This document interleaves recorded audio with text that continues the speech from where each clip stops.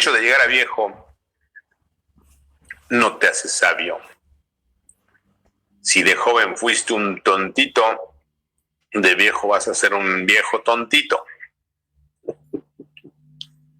Ahí se los dejo. ¿Cómo ven? Y bueno, esta es la señora J. Cole. Fuertes son los ataques e infundios de los conservadores, de oportunistas, de ambiciosos vulgares, pero más fuerte es nuestra decisión de resistir y de vencer. Y luego, quién sabe quién le dice, no estás sola, tienes nuestro apoyo. Ella misma se apoya. No, bueno. Mire, le ponen una madrina a la señora Jacob y luego ella pone no está sola y se apoya a sí misma y luego ya borra el tweet. No. ¿Qué hacemos con estos pobres diablos? Y diablas, por supuesto. ¿Qué más? Vámonos a la frase de hoy. El individuo ha luchado siempre para no ser absorbido por la tribu. Si lo intentas, a menudo estarás solo y a veces asustado. Pero ningún precio es demasiado alto por el privilegio de ser uno mismo. Órale, Friedrich Nietzsche, órale. El individuo ha luchado siempre para no ser absorbido por la tribu. Si lo intentas, a menudo estarás solo y a veces asustado. Pero ningún precio es demasiado alto por el privilegio de ser uno mismo. ¿Qué hubo? Un poco no está picuda esta frase de Nietzsche. Bueno, ¿qué más? Bueno, vámonos con la columna. Se llama Llegó el circo. Llegó el circo. Y arrancó con el desfile de las fieras, de los animales exóticos y las infaltables focas aplaudidoras.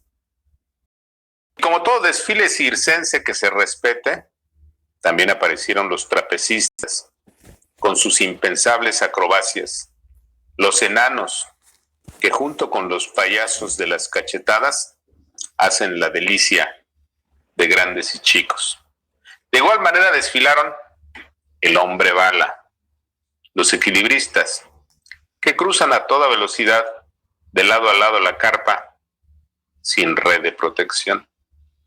Pero la gran atracción del circo en los tiempos de la pandemia es el escapista, aquel hombre al que siguen todos los ojos cuando desaparece en un extremo de la pista y que casi de manera milagrosa aparece entre la multitud muerto de risa, en medio del aplauso del respetable. Un escapista llamado Emilio Lozoya, que llegó a México procedente de España en calidad de extraditado, pero que nunca llegó a prisión, sino a un hospital de lujo, a pesar de que los medios lo siguieron en el trayecto al reclusorio norte. Un grosero montaje del gobierno federal, impostura degradante desde el mismo momento en que el exdirector de Pemex llegó a la Ciudad de México, a quien sacaron del aeropuerto a escondidas, mientras que los medios seguían a un impostor sembrado en medio de la caravana que viajaba rumbo al reclusorio. Un gobierno convertido en circo engañabobos. Un circo que pretende desviar la atención social. Desde hoy hasta las elecciones federales de julio del 2021, de un gobierno fallido y reprobado por casi todos. Circo que busca que la opinión pública no vea la tragedia económica que ha multiplicado a los pobres y a los pobres extremos. Y sobre todo, un circo que intenta ocultar el escándalo inocultable de miles de muertes sea por la violencia, sea por la pandemia. Pero sobre todo, se trata de un circo para esconder la monstruosidad política y la violación constitucional a la que han recurrido el presidente y sus compinches, quienes no solo se han apropiado de la impartición de justicia, sino que la han convertido en vulgar venganza de Estado. Sí, porque la persecución y negociación final con Emilio Lozoya lleva impreso el mismo sello de venganza como las emprendidas contra Rosario Robles y contra el exministro Eduardo Medina Mora. Como posible venganza se ha generado la de la senadora Vanessa Rubio, quien se va del país justo cuando llega a México, extraditado de España, Emilio Lozoya. ¿Pero acaso lo más escandaloso del circo sea el vulgar manoseo ilegal de la justicia? Es decir, el ilegal e inconstitucional manejo de un supuesto acuerdo con Lozoya desde la Casa Presidencial. Y si dudan de la ilegalidad, van las pruebas. 1. En las mañaneras, de manera ilegal e inconstitucional, el mismísimo presidente anunció la detención y extradición de Lozoya. 2. En las mismas mañaneras, Obrador reveló, también de manera inconstitucional, un acuerdo de impunidad con Emilio Lozoya, quien a cambio del perdón presidencial, que no de la justicia institucional, revelaría presuntas redes de corrupción en el gobierno de Peña. 3. El problema, sin embargo, es que López Obrador miente, ya que tanto la Constitución como la Ley contra la Delincuencia Organizada y el Código Nacional de Procedimientos Penales prohíben los pactos de impunidad como los que anunció el presidente. 4. Por ejemplo, el artículo 256 del Código Nacional de Procedimientos Penales establece que se podrá